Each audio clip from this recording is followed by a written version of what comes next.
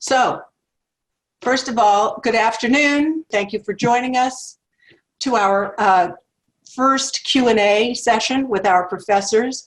One of the things that we're so grateful for at Mercy College is the reservoir of expertise that exists in our faculty. And we're going to be turning to them during this pandemic to talk about some of the issues that are coming up for all of us. And joining us today is Professor Dr. Evan Imber-Black. She's a professor of marriage and family therapy in our School of Social and Behavioral Sciences, and she is a therapist herself. She's also the author of 2 books on rituals, which we will show you at the end of this. That's really why we asked her to join us, because it's spring, and there are several rituals that are coming up for all of us in the next couple of weeks, some in the next few days. And families are going to celebrate them differently this year, whether they want to or not. We are forcibly social distancing, and that's going to make all of our holidays feel very different, and it may mean different planning for them.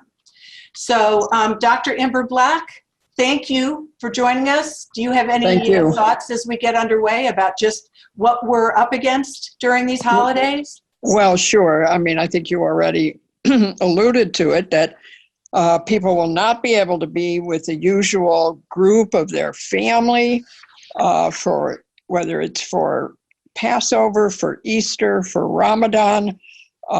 People will not be able to go to religious services if they would do, if they would have done so.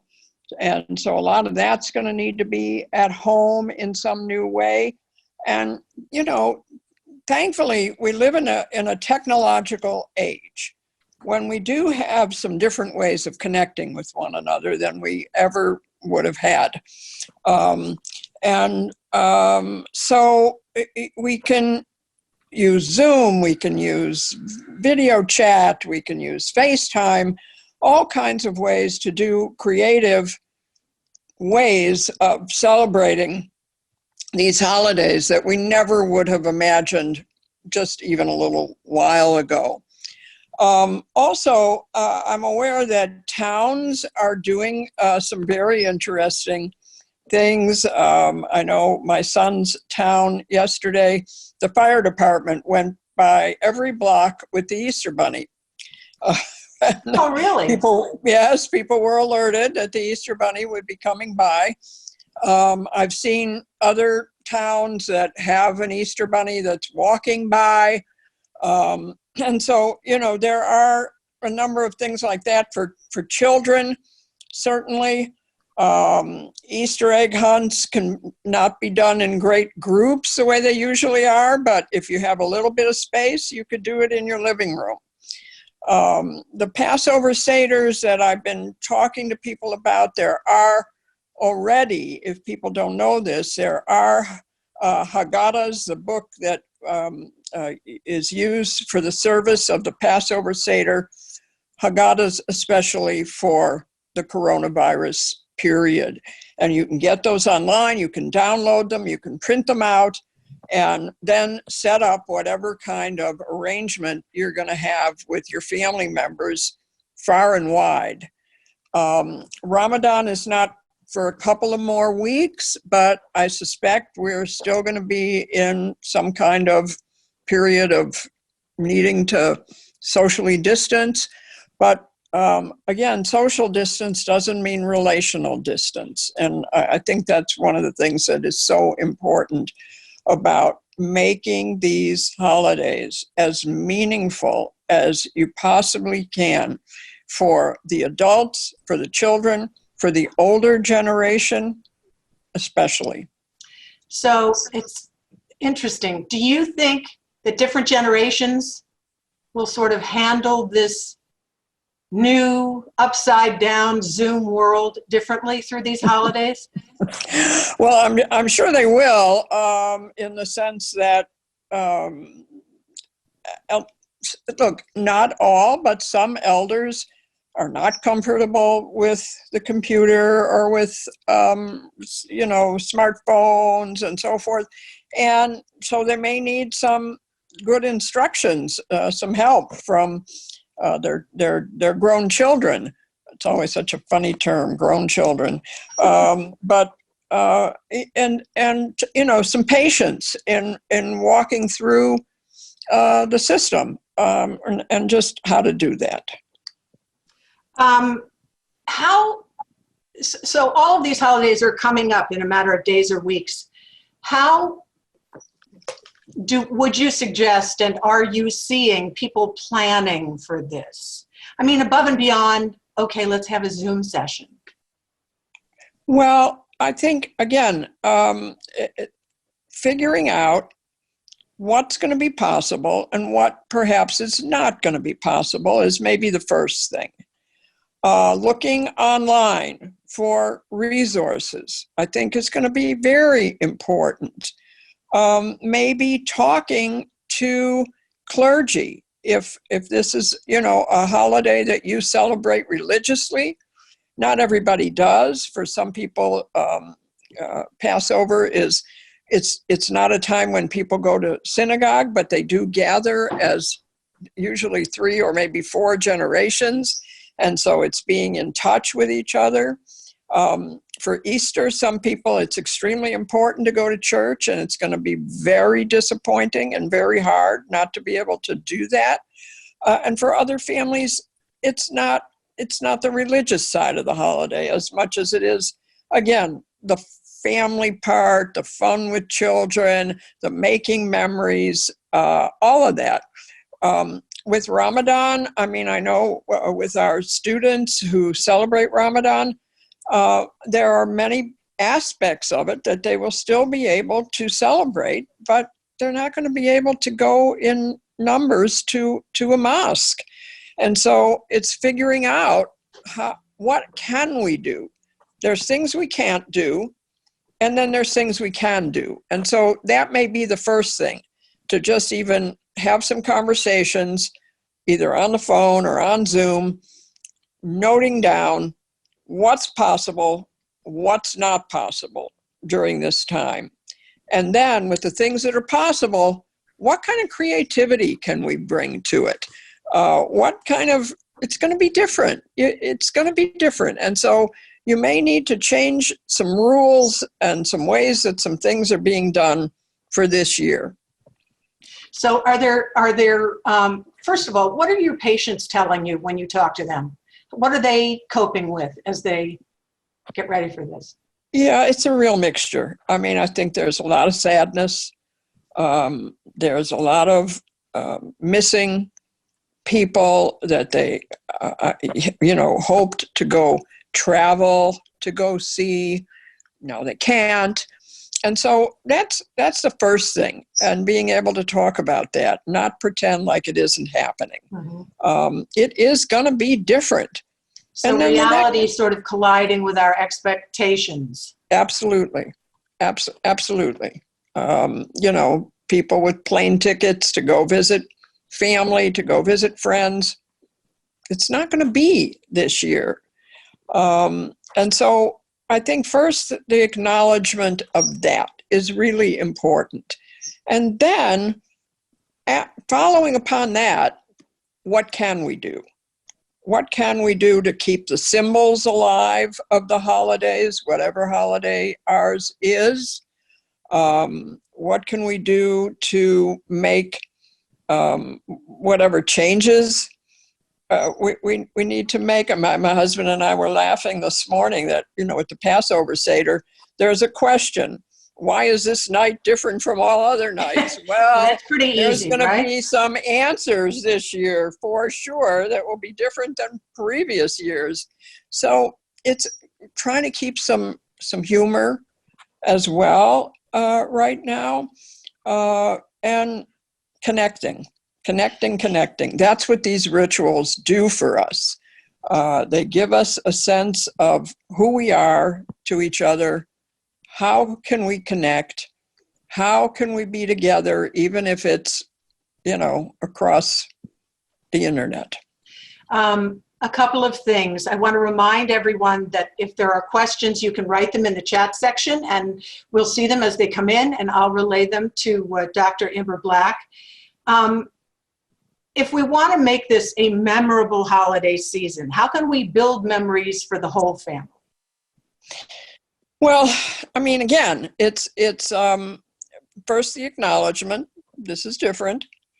I think photographs are still really important. Videos are still really, vital to us. Cooking, if you're able to, if you're a family that cooked an elaborate Easter dinner every year, think about what you can do. You might not be able to cook an elaborate Easter dinner, but what things can you do that have some recollections of previous years and maybe something new that you've never tried before that can mark that this year is different? I also think it's really important to think about all the people who have, little to no money right now, people that are unemployed, that are waiting for their first unemployment check, and on, and find ways that, honestly, even if you can give $5, it's important. Pick a charity that fits for you, and give something. I think that will also contribute to your sense of this being the holiday that you want it to be. I was reading this morning that, churches that normally take in a lot of money for Easter are not going to have it. And so if you belong to a church and that's how you give every year, find a way to still do some of it. You may not be able to do as much because you need your money, but even a little bit. And that's going to also contribute to a better feeling, I think. Okay, let me give you a question that just came in. I used to have brunch with friends, and we've been using Zoom and group FaceTime to keep that up. It actually opened up to others to join without the obstacle of distance. Do you think this time can actually improve our connections with loved ones? Well, I think it definitely might, because we're all in this together in a way that we've never really had to be before. People laugh about, well, with holidays, you get together with your family and you have arguments and so forth. I suspect little of that will happen this year because we're in a different kind of time. And the idea of a brunch with friends and connecting in that way and hearing what's going on in each one of their lives right now is so important. It's so supportive and, can just really help see people through this very difficult time. I have a couple questions about families who have been nuclear families who, never mind the extended family that usually gets together over the holiday, they've been stuck inside with each other for a while. Right. So it seems to me that breaking out of that into some kind of a celebration can be particularly fraught, right? Well, it could be, but that's where preparation comes in. I would urge nuclear families right now, no matter how young your children are, to have a family meeting and sit down together and ask, what should we do this year? How do you want to celebrate Easter? How do you want to celebrate Passover? What should we do as a family in terms of Ramadan where we can't have a big supper late supper with everybody? What shall we do? And take everyone's ideas into consideration and see how you can build those into the holiday. I think that's going to be important. The other thing is, again, don't load it up too much because that's where we always talk about the stress of the holidays and people getting into arguments and so forth. Keep it lighter, keep it manageable for whatever size family you have, whatever age children you have, so that then the likelihood of a whole lot of conflict is probably less. A little bit of conflict sometimes makes it a holiday.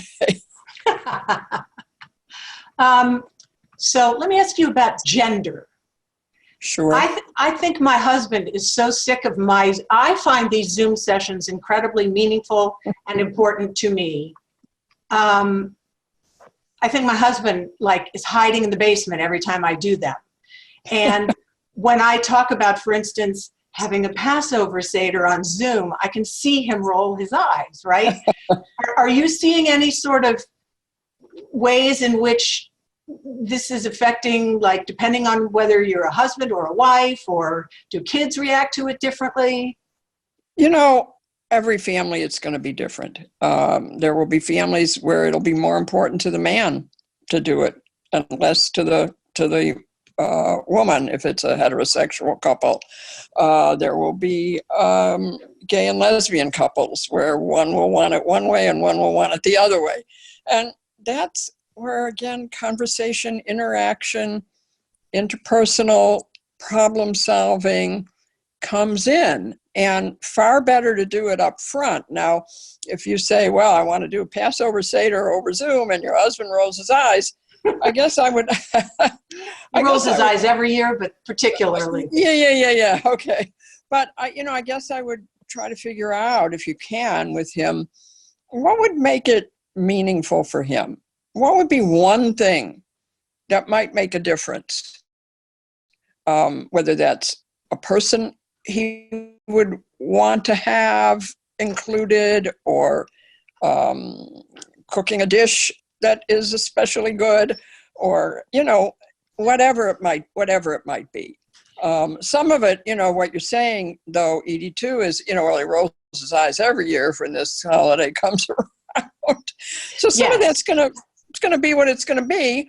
And it isn't so much related to whether it's on Zoom or whether you're packing up to go to in-laws or whatever you're doing.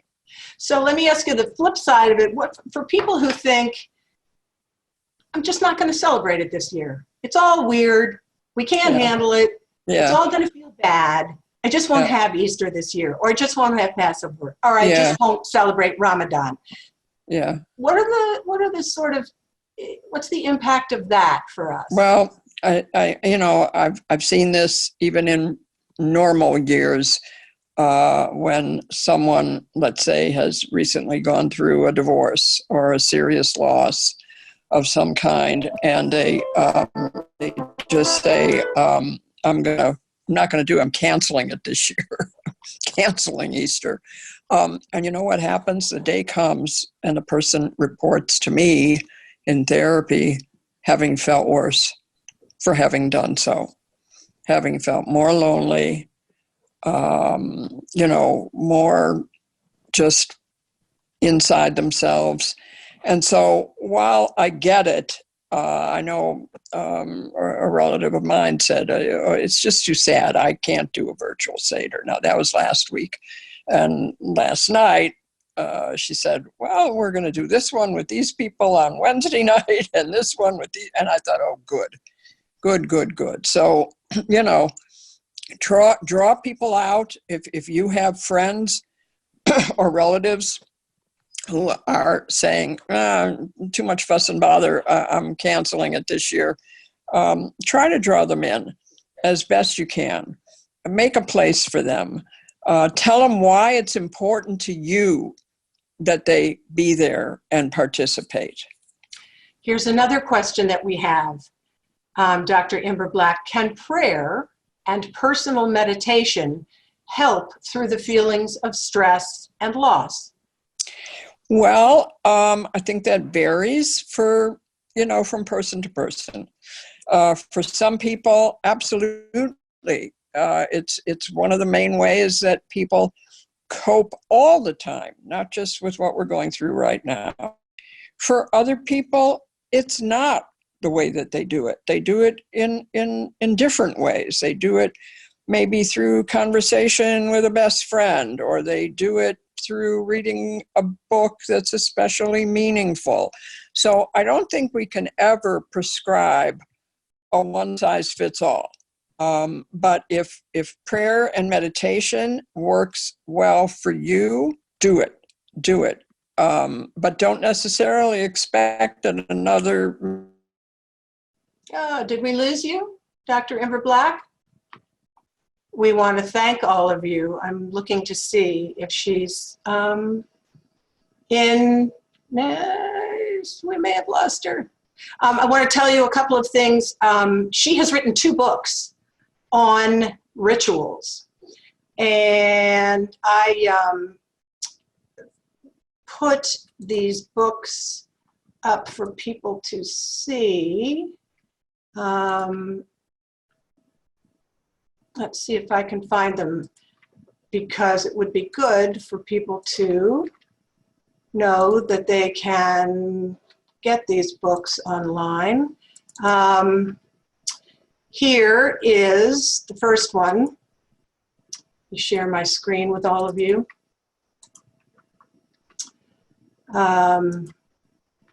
It's called Rituals for Our Times, Celebrating, Healing, and Changing Our Lives and Our Relationships.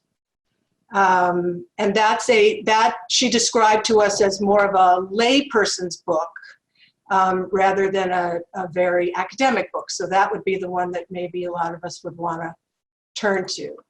So Evan, I was just telling them about your books that you've written on rituals, which we could all look at.